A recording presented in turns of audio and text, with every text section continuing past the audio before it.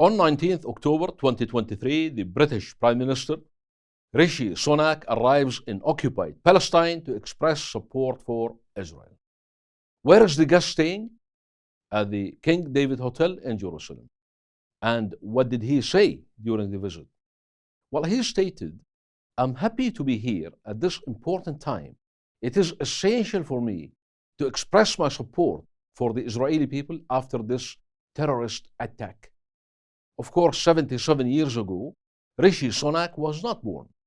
Specifically, on July 22nd, 1946, 2 years before the establishment of Israel, the King David Hotel in Jerusalem was targeted in a terrorist attack that resulted in the death of 91 people, or according to another report, 96 people, including Arabs, British, Jews, Armenians, and individuals of various nationalities.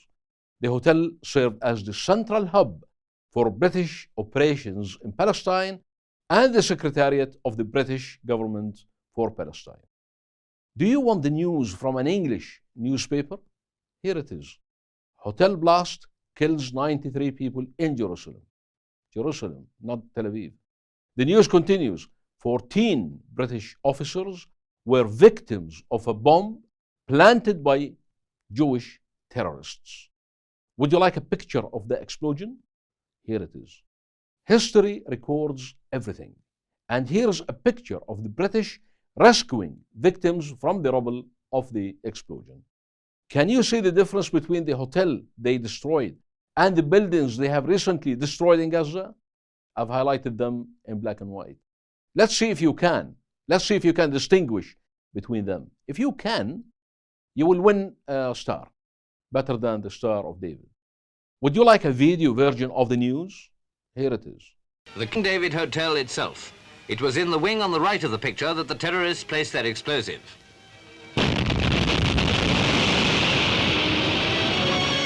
And the result of the crime, the tragic scene, is like a serious incident during the Blitz. The hotel housed the British Army headquarters and the Palestine government offices, and casualties were very heavy. 65 deaths are reported, and there is little or no hope of survival for any of the 58 missing. Nearly 50 others were injured. The Jewish terrorist organization, Irgun Tzvai Leumi, openly admitted responsibility for the bombing. Many arrests have been made. Who carried out the operation? See the news from the Israeli newspaper Haaretz. The Irgun, headed by Menachem Begin, tried to warn the British to evacuate the King David in advance, but nobody listened, and 91 people died. Do you realize that you were hosted in the same hotel? Do you realize that? A coincidence? Surely not. And I believe you should have protested. But since you did not, take a look at the protests back home in London. Tens of thousands support Gaza and demand an end to the ongoing destruction and brutality.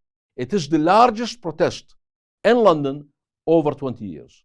By the way, this train driver understands what's going on quite well. Here you go. Free Palestine! Hope you will have a blessed day today. Look after yourself. Give a big shout out to everybody. And keep all those people in your prayers. Have a good day. And I'm sure many more. All decent people around the world understand with whom to stand. But be careful when the situation turns from bad to worse, such as the expulsion of a British citizen from a sports event. Why? Watch this. Why can I not wear this inside this video? Why can I not wear it? What's your name? You got this guy on video, yeah? You got this guy on video, yeah? Lock his face, then.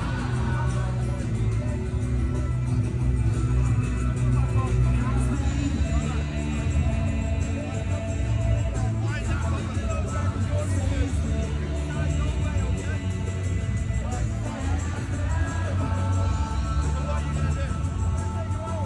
He's gonna take me out of here. He's gonna take me out of here for wearing this t-shirt. Why are you gonna take me out of here?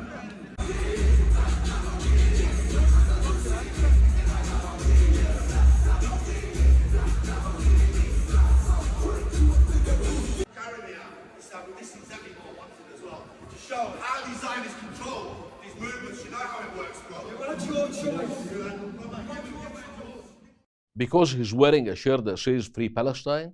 You don't want the slogan to be seen? Guess what? Now it's going to be seen by millions of people. Because every decent person watching this film is going to share it on Facebook, Instagram, Twitter, through WhatsApp, etc. It will circulate globally. And 70 years from now, it will be a souvenir. Because by then, Palestine will be free. Let me share with you this story. In a formal gathering in the British Parliament, a British member of Parliament, Bessie Braddock, said to the British Prime Minister, "Sir Winston, you are disgustingly drunk." Winston Churchill replied, "My dear, you are disgustingly ugly, but tomorrow I shall be sober, and you will still be disgustingly ugly." Hope you get it, Mr. Prime Minister. Mr. Sunak, the American philosopher Henry David Thoreau once said, "It takes two to speak the truth, one to speak and one to listen." Do you have the courage to listen? More importantly, perhaps, the courage to act? J.K. Rowling once wrote, "It takes a great deal of bravery to stand up to our enemies, but just as much to stand up to our friends." The question is, unquote, the question is, who is your enemy here and who is your friend? As for us in the Middle East, at the free world, we believe and conquer with what Martin Luther King once said, "In the end, we will remember not the words of our enemies, but the silence of our friends," unquote. As for Gaza, rest assured, they have a great deal of courage. I will leave you with a final thought. Did you know that King David killed Goliath with a stone? He was between 13 and 15 years old. Have a nice day.